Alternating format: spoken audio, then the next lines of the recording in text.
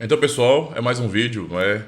Tanto resposta, comentário, tudo, sobre o vídeo que eu fiz em resposta a um católico romano que comentou aqui no canal.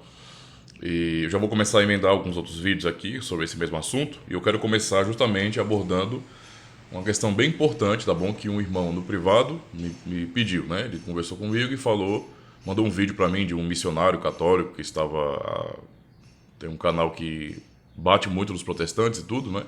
E que inclusive estava ensinando que o protestantismo ele é contra as escrituras sagradas e até falou que foi convidado nesse sentido, né, por outras pessoas católicas romanas para voltar para a Igreja Católica Romana e há irmãos de outras comunidades evangélicas que também estão nesse sentido sendo assediados assim, né?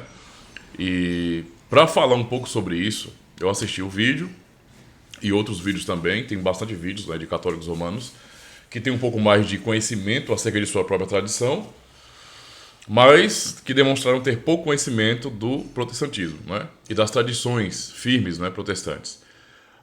Eu também já fui convidado para voltar para a Igreja Católica Romana. Eu fui criado como um católico romano e eu comecei a vida de protestante, digamos assim, aos 19 anos, certo? Mas até então, toda a minha criação foi na Igreja Católica Romana, certo? Congreguei até na Paróquia Cristo Rei, em São Paulo, né? Parque Fernanda. Tenho boas recordações desse momento, desse período da minha vida, onde havia muita catequese, não é? E pude aprender bastante. Mas depois eu conheci o protestantismo e acabei migrando. Então, assim, para falar sobre esse assunto, eu sei que é desejo de irmãos evangélicos, de repente, que eu faça algum vídeo defendendo os evangélicos, certo?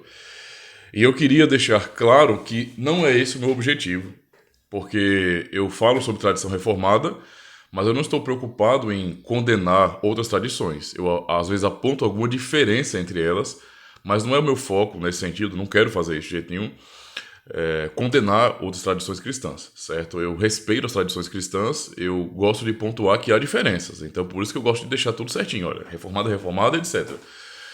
Mas não de condenar, tá bom? Então, se algum evangélico pensa que, por exemplo, eu posso usar o canal, né, para dar aquela resposta matadora em católicos romanos, isso não vai acontecer. Eu vou apontar incoerências, coisas que eu discordo, mas eu não vou fazer isso desrespeitando a instituição, tá? Eu não penso dessa forma, então eu tenho um pensamento um pouco diferente de boa parte dos evangélicos, que é o entendimento de que a Igreja Católica Romana é uma igreja, né? E por mais que eu discorde, por mais que eu perceba muita incoerência teológica lá, mas eu reconheço eles como cristãos, não é? Infiéis em muitos aspectos, não é? Mas como cristãos. Assim como eu vejo também infidelidade nas igrejas evangélicas. Então, se for para a gente ser um pouco mais justo nesse sentido, né?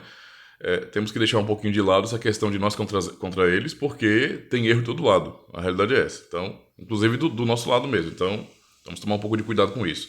Mas eu queria, então, falar um pouco sobre isso, nesse primeiro vídeo, sobre antes de chegar ao fenômeno que o irmão abordou, não é que é a questão de retornos de evangélicos à Igreja Católica Romana, não é digamos assim, um redescobrir do catolicismo romano. Eu queria pontuar primeiro algumas razões do porquê católicos romanos saem da Igreja Católica Romana e vão para igrejas evangélicas, ou abraçam o protestantismo, não é? E eu queria dizer de cara que muitas vezes, talvez, não vou afirmar de certeza, mas talvez a maioria dessas saídas da Igreja Católica Romana para o protestantismo, para igrejas evangélicas, não seja por uma questão de conversão.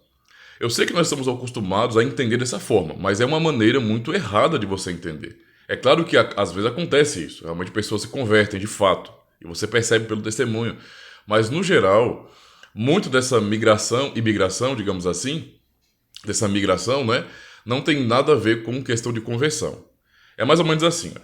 Na Igreja Católica Romana você tem as ordens, tem tudo muito bem organizado, uma tradição bem sólida, antiga, e digamos que em algum momento membros podem se sentir meio que excluídos, ou então não tendo um lugar especial na comunidade, não tendo oportunidades, só indo, né, por questão de tradição, e acabar, por conta disso, não tendo a identidade católica romana, não conseguindo entender o que a igreja é, o que a igreja católica romana é, quais são os seus dogmas, e a pessoa acaba não se aprofundando e não digamos assim, se envolvendo realmente com a sua instituição e com as suas ações.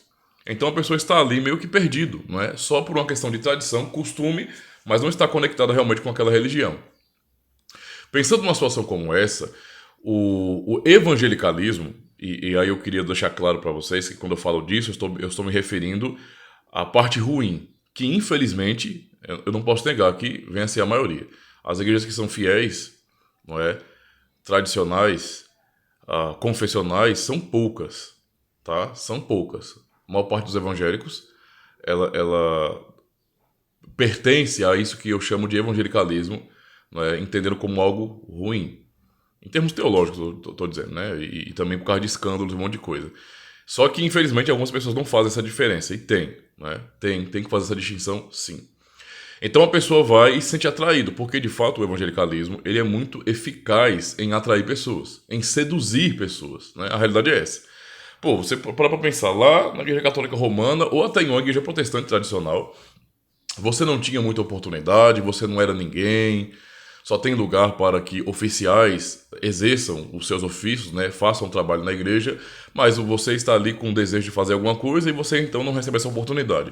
Quando você vai para muitas das igrejas evangélicas, muitas delas, facilmente, em coisa de, assim, meses, né, até meses, você recebe a oportunidade para ler um versículo bíblico no culto, você recebe a oportunidade para cantar um hino que você gosta, depois para até pregar. Eu digo isso por experiência própria. Quando eu saí da Igreja Católica Romana e fui para uma igreja evangélica, nessa igreja evangélica que eu comecei a frequentar, acho que em 6 meses ou até menos, eu já estava recebendo oportunidade.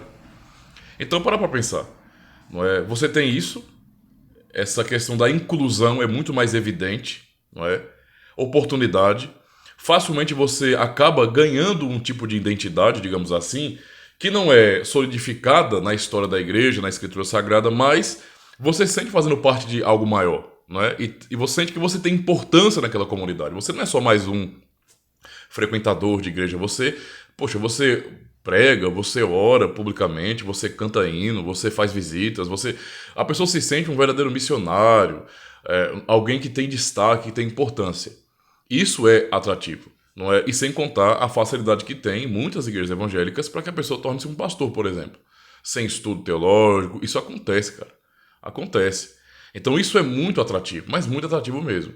Não é? E se você for pesquisar um pouquinho mais, você vai perceber que existem comunidades que se dizem, tá? Que se dizem evangélicas, que são infiéis, cara, até o tutano. Mas até o tutano.